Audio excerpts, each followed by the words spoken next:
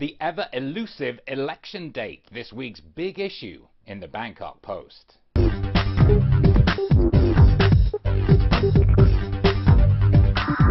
This is Dave Kendall with The Big Issue, a video companion to the hard-hitting Sunday column by legendary Bangkok Post columnist Alan Dawson.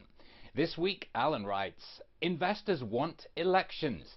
That's because the only thing less stable than a democratically elected government is a military regime trying to control its people with intimidation and firepower while wielding absolute power instead of encouraging debate, checks and balances."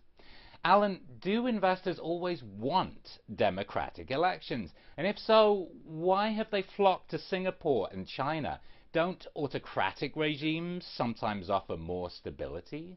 No, not necessarily. I think that the real issue here is the military, not the just instability of the country. I think that both the people of Thailand and the investors, foreign and domestic, are very worried about the presence of a top-down military regime in Thailand, and I think that that's the root of the problems for investors is the military part of it, which of course don't exist in places like Singapore and China. The civilians have to be in control. With the continual delays and postponements of elections, would it have been better in retrospect for General Prayut to simply have said no elections for 5 years or 10 years?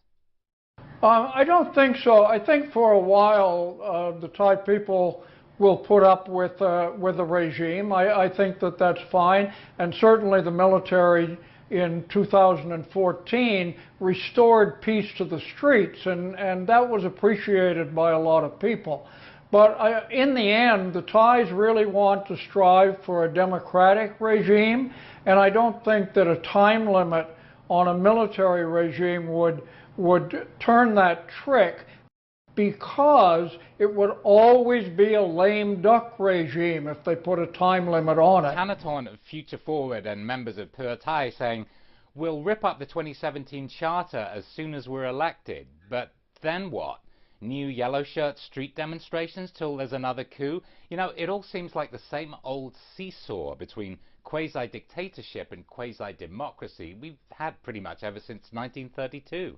The one promise that's prominent that the military did not keep was to reunify the country, unify the thought, and, you know, we're all Thai people. The country is still politically very divided, and there is a very definite danger that this is going to result in more street demonstrations. I think it's very important before elections that the military get the agreement of every party that's running in the elections and pressure groups that are not to abide by the result of the election.